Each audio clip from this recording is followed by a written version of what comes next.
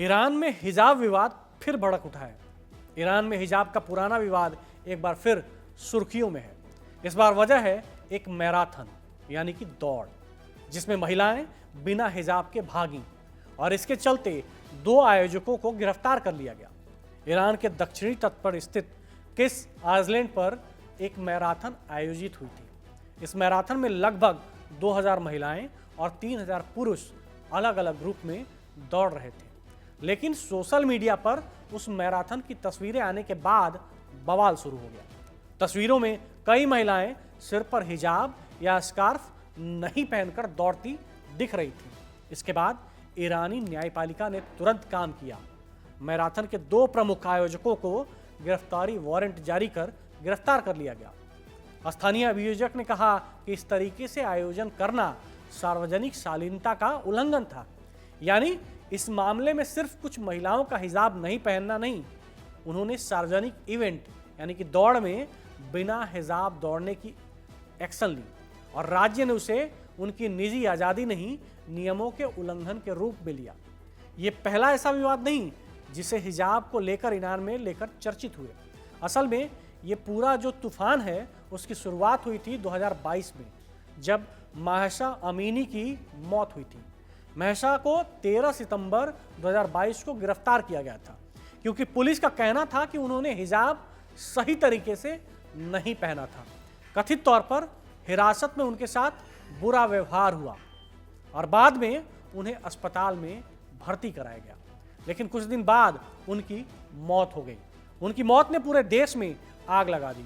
महिलाएं सड़कों पर निकली, हिजाब उतारने लगी, अपनी आज़ादी की आवाज़ बुलंद की। इस आंदोलन का नाम पड़ा वुमेन लाइफ फ्रीडम, जो अब भी जारी है।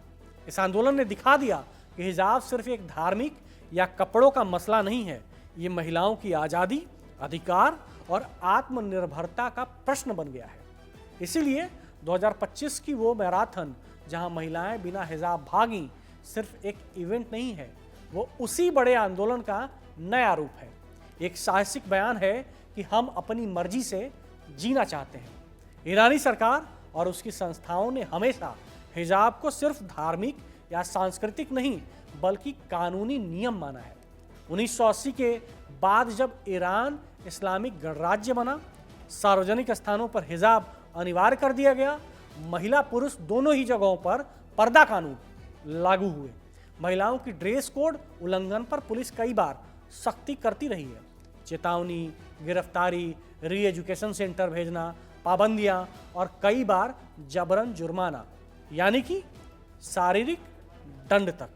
अब किश द्वीप मैराथन के मामले में अदालत ने कहा कि महिलाओं को हिजाब के बिना दौड़ने देना सार्वजनिक शालीनता का उल्लंघन था और इसीलिए आयोजकों पर मुकदमा किया गया। अधिकारियों का कहना है कि इस तरह की घटनाएं पश्चिमी प्रभाव या धार्मिक और सांस्कृतिक पहचान पर हमला है, जिसे सही नहीं माना जा सकता। और आज की तारीख में हर सार्वजनिक इवेंट, हर सार्वजनिक स्थान पूरी निगरानी में है। लेकिन अब वो समय नहीं रहा जब लोग डर से चुप होते थे। 2022 के बाद हजारों महिलाएं छोटे कस्बों, बड़े शहरों, हर जगह बिना हिजाब के सड़कों पर निकलने लगी। पार्कों में, विश्वविद्यालयों में और सार्वजनिक जगहों पर अपनी हिम्मत दिखाने लगी। कई महिलाएं हिजाब उतारकर या खुला चेहरा दिखाकर प्रदर्शन कर रही हैं। इसे अपनी आज़ादी और अस्मिता का प्रतीक मान रही हैं।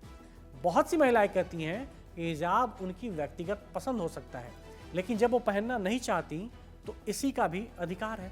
और 5 दिसंबर 2025 की किश द्वीप मैराथन वो इस नए युग की तस्वीर है, जहां महिलाएं कह रही हैं कि हिजाब हमारी मर्जी, हमारे संस्कार, लेकिन जब हम चाहें हमें बिना हिजाब भागने या सार्वजनिक होने का हक है। ये मामला सिर्फ एक दौड़ का नहीं, ईरान का संकट, उसकी पहचान और बदलाव की चिंगारी है। ये घटना इसलिए अहम है क्योंकि ये दिखाती है कि हिजाब कानून अब मात्र धार्मिक आदेश, मजहबी आदेश नहीं, उसकी ज़मीन है कानून, सत्ता और पाबंदी की। ये बताती है कि कितनी बड़ी संख्या में महिलाएं अब बॉर्डर पार कर चुकी हैं। वे सिर्फ नियम में नहीं आती, अब वे अपनी आवाज़ खुद बुलंद कर रही हैं। ये संकेत है कि 2022 के बाद शुरू हुआ आंदोलन वुमेन लाइफ फ्रीडम सिर्फ सड़क आंदोलन या फोटोज तक सीमित नहीं है। अब वो हर छोटे बड़े सार्वजनिक आयोजन, इवेंट्स, रोजमर्रा के कामकाज तक फैल चुका है। और सबसे बड़ी बात ये दिखलाता है कि निगरानी, डर, पाबंदी जितनी भी सख्ती हो, लेकिन बदलाव की चाहत और हिम्मत उनसे ज़्यादा मजबूत है। अब ईरान के सामने एक बड़ा सवाल है, और वो सिर्फ जेंडर या पाबंदी का नहीं है, उसकी सामाजिक पहचान, उसके लोकतंत्र और संविधान का है। क्या वो कानून और बंदिशों को और सख्त करेंगे? पुलिस मोरालिटी पेट्रोल, जुर्माने, गिरफ्तारियां, सार्वजनिक इवेंट बंद करना, या खुलेगी एक वैकल्पिक राह जो महिलाओं को आज़ादी, पहचान और अधिकार देगी? यानी कपड़ों की पाबंदी नहीं, बल्कि निजी आज़ादी। हिजाब हो या ना हो, खुद चुनने की छूट। अगर पहला रास्ता चुना गया, मतलब आने वाले समय में ऐसे और मामलों पर कार्रवाई, सतर्कता, डर।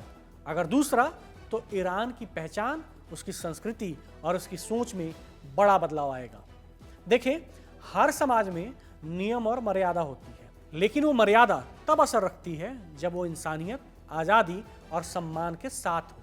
हिजाब कोई बुरी चीज़ नहीं, लेकिन जब वो बंदिश बन जाती है, जब उसकी वजह से हर महिला को अपने कपड़े, अपने पहनावे, अपनी आज़ादी पर डर होता है, तब वो जकड़न बन जाती है। जो महिलाएं खुलकर जीना चाहती हैं, अपनी पहचान अपनी मर्जी से चुनना चाहती हैं, उन्हें डर, पाबंदी या दंड का डर नहीं, बल्कि समझ चाहिए। दौड़ रही एक महिला जिसे गुलाबी टी शर्ट और बिना हिजाब के देखा गया, वो सिर्फ अपनी रफ्तार नहीं, अपनी आज़ादी और अपनी आवाज़ को रफ्तार दे रही है। और अगर ये आवाज़ सुनी जाए, तो शायद ईरान में और दुनिया भर में हिजाब प्लस आज़ादी प्लस सम्मान तीनों साथ चलने लगेंगे।